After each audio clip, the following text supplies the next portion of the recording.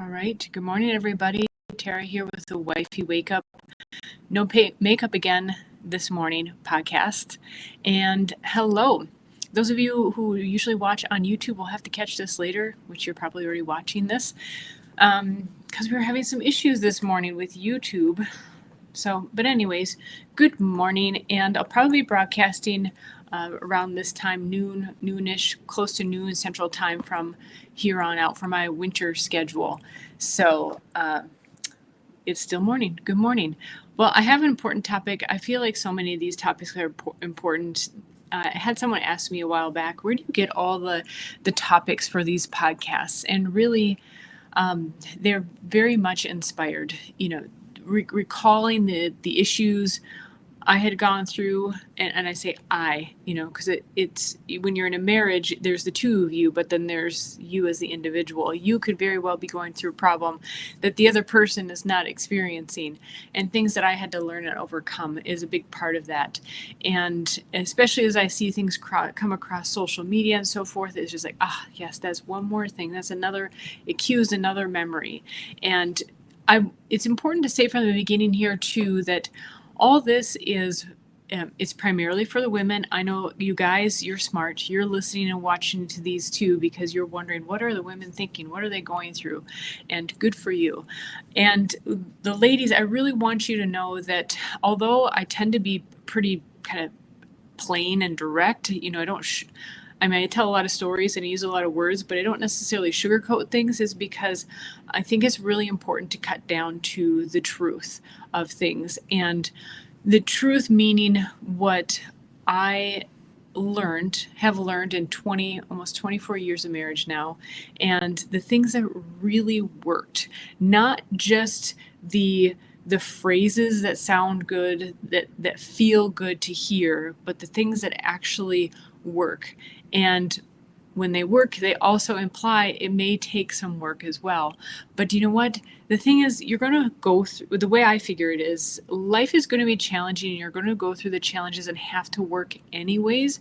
Why not work towards what is hopefully in the end better? What you really want, not just what you're left with. So know that all of these podcasts, what I share, is definitely with love and best intentions. It is not like I hear so many people talking down to women and really chastising them, and that's not at all. I really strive that my words are not at all like that. Although they may be direct, know that it is so that we get to the point and there's no question of what I'm saying. So I thought it was probably about time to really emphasize that a little bit more. So today's topic is, should I stay or go? Questions every woman should ask before leaving her husband. And this is a deep one, okay? So we all go through situations in life where we get to the point, is it better to stay or leave? Whether it's a job, it could be a friendship, it could even be something as simple as, do I keep trying on jeans or do I give up today? Not to conflate things that are super basic in life with life-changing decisions, but we go through those processes in different ways. The thing is, when it comes to relationships, and I'm specifically talking about a marriage relationship. You may be in a long-term relationship or have been dating quite a while, but I'm specifically here talking about a marriage relationship. That's why I use the word husband, because there's a different level of commitment there that is not there simply when in a long-term relationship or a dating relationship. So this is specifically, I have to say again, for a marriage relationship. And what I see and hear happening, and I could sense even starting to rumble in myself back in the day, was instead of contemplating, which would be a reasonable thing to do, instead of contemplating, should I stay or should I go, we tend to automatically go to, it would be better if he was just not in my life.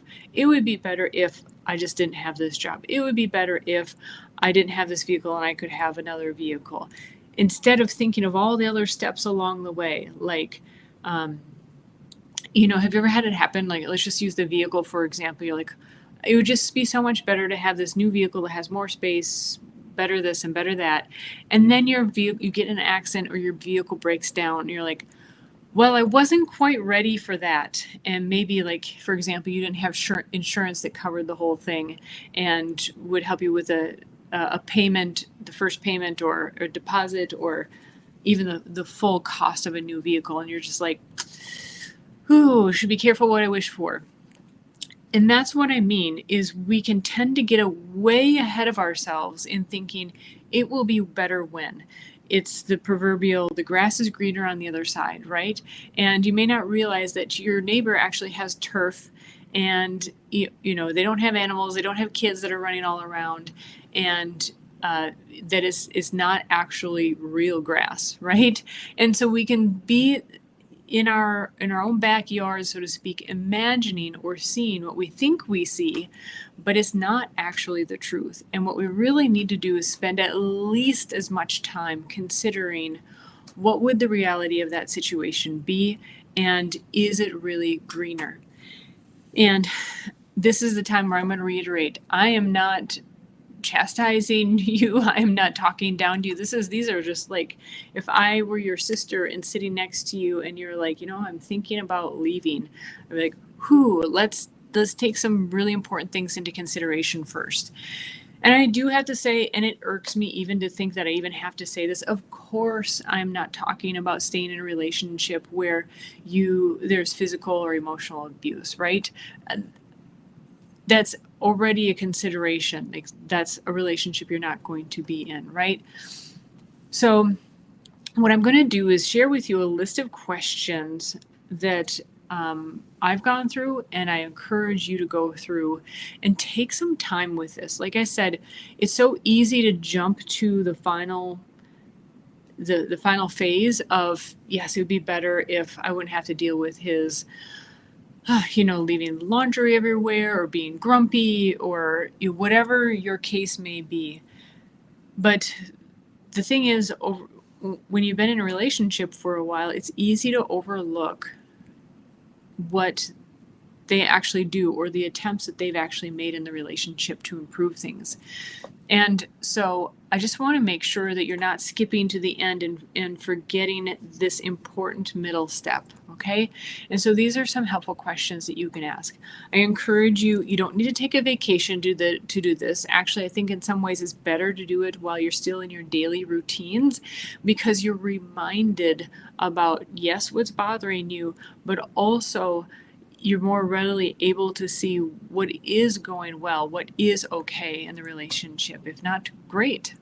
And so, but I do encourage you, if you can take a half an hour to an hour each day and contemplate one of these questions, journal about it, and take several weeks. This is not just a quick exercise. This is something that, you're talking about making a life-changing decision that, especially if you have children involved, will create wounds. And you might think, I feel like I'm being wounded every day as we're going. And that may be the case. That may be your perception. But my objective here is to really break it down and assess, okay, is this what's really happening? Or have things just built up in life so much, and this is how I'm perceiving things right now? And again, this is before making a huge life-changing decision. Where I was going with that is, there's going to be wounds no matter what, and especially if there are kids, there's a lot to consider, right? Okay, so number one, is there anything that I've done to contribute to our marriage deteriorating? And I want you to be brutally honest with yourself. These notes are for yourself, okay? And just, is there any small or large thing that you've contributed or not done that has contributed to your marriage deteriorating? Think back, has your husband said something specific? Have you gone to a counselor and they've given you insight into what, particularly your husband, what has been difficult for him, what he has asked you to change? And just, this is your own exercise, okay? This is for you. So that would be number one. And these aren't necessarily in any particular order. However, number one would be a good number one to start with. Number two, has anything happened in the marriage that is truly unforgivable? And I know that there are people who go through a relationship and maybe their spouse has cheated on them, and they've forgiven for a number of reasons. But maybe they haven't forgiven inside, right? That's hard to overlook or get over. And that leads me to number two, is if there is anything that maybe isn't forgivable or even is forgivable but is not resolved, is that choking off the relationship. You can have these things that are lingering, and whether they might be overly lingering, they might still, it kind of feels like it's between you. Or especially if there are things that are forgivable, but you're just like hanging on to it, they can be more internal, and that creates kind of like the opposite, the same ends of a magnet. You know, the two positive sides repel each other. It's because of their own energy inside of them. It's not actually the energy between them. It can feel like that. And then number four, for what's choking your relationship, is there something that you need to do? And I put these actually in first person so what's choking our relationship? What do I need?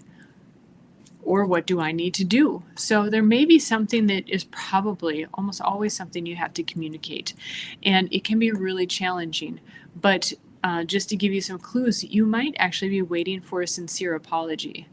And if you have received a sincere apology, you may need to truly let go. Those are just two examples, but those are pretty solid examples. So whether something was forgivable or not, but it's between you, A, are you still waiting for a sincere apology? Or B, maybe you have gotten that sincere apology, but there's something in you that's still hanging on to that. And that is, especially in the case of infidelity, that I can understand would be hard to let go of. And you have to ask yourself, do you think you can get to that point? Because if the person has sincerely apologized and you have accepted, but you haven't let it go, whether it's something you feel like you can or you cannot let go, it's unfair to hold on to that sentiment and hold it between you. And I understand that there's grief, there's all sorts of feelings that you can't necessarily rush that process, but just know that can be what really keeps you apart as well. And it's just something to recognize, okay?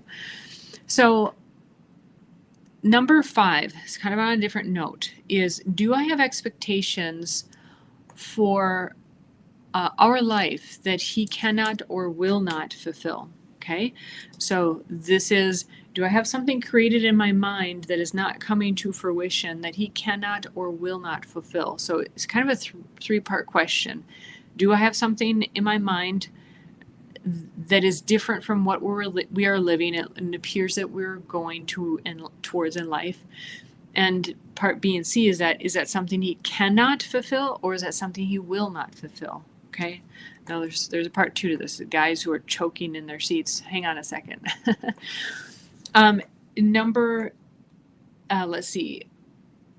see. Number 6. So this is, but it's regarding number 5. Is it that he cannot or will not fulfill them? Okay. So is it capability or is it a choice? So we're breaking it down here. If you have expectations, and ideally these are things that he knows about, right? Because he can't fulfill expectations, number 1, that he doesn't know about. Number 2, is it an issue of capability? So is he not able to, or is it a choice? He's just choosing not to. And again, this is assuming that this is something that you agreed on in your marriage, right? Number 7 also goes back to number 5. Is my expectation reasonable? And a fairly good measure of that is if the shoe was on the other foot, if the tables were turned, if he had the same expectation of you, would that be a reasonable expectation? Now, I know that there are all sorts of caveats to this, but it's just a way to get you to think differently. Like, is it truly a reasonable expectation? And this is also kind of, to the guys who are listening, it is actually a warning that be careful what you commit to, because we women, especially early on in our relationship, we do and we want to trust and believe you.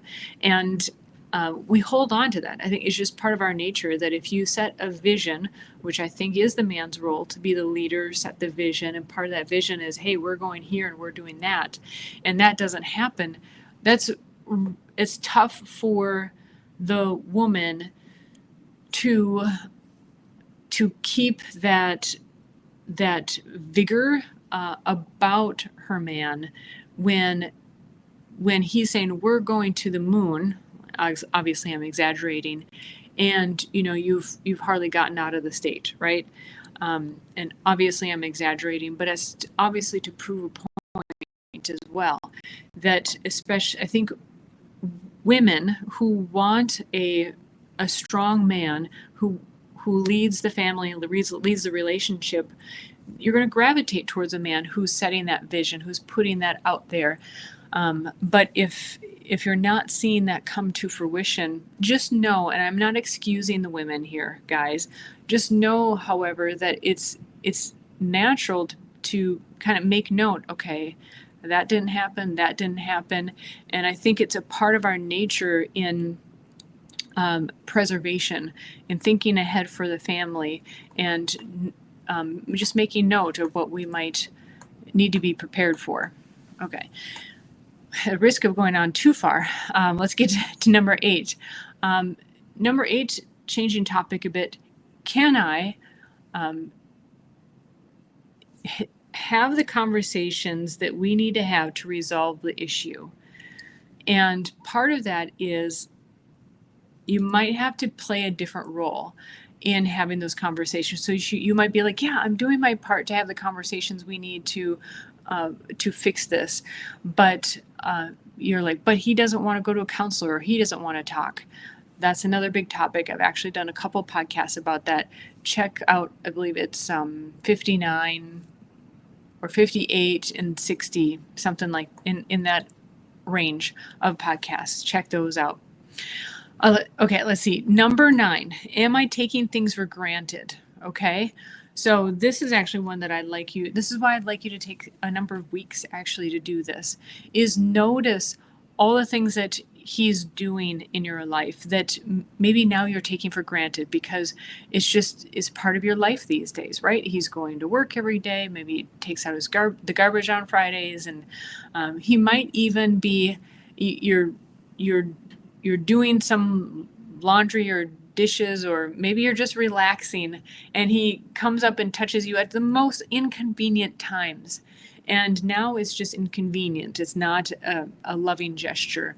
Make note of all try to really be consciously aware of all the little things that he is doing or is trying to do to contribute to a relationship, or has been doing all along, that is actually contributing, that you may be taking for granted. Okay. And number 10, this is a great one as well. Have you considered life 5 years after divorce? Okay. Again, I'm taking things to the extreme in order to create a stronger example here. And it's kind of like the parent who catches their kid smoking and they're like, okay, you're going to sit down and smoke a pack of cigarettes, right? And they turn, green and they're vomiting and all that. I'm trying to do that to you because sometimes we need to see the extreme of the situation. The grass looks greener on the other side, but we don't realize that it's rough turf. We don't realize that, it's no place that you want to play, and you're not going to have any birds and bees and stuff in your yard, right? Get to the extreme of the example. And what I mean is, yes, in your imagination, spend at least as much time considering what your life would be like 5 years from now without him as you do thinking about like the grass is greener version.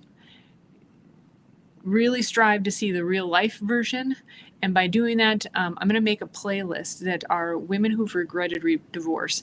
And I'm going to do my best. I tend to be very Libran and balanced anyways, but I'm not going to try to put any hyperbolic examples in there, although there might be some that seem like that.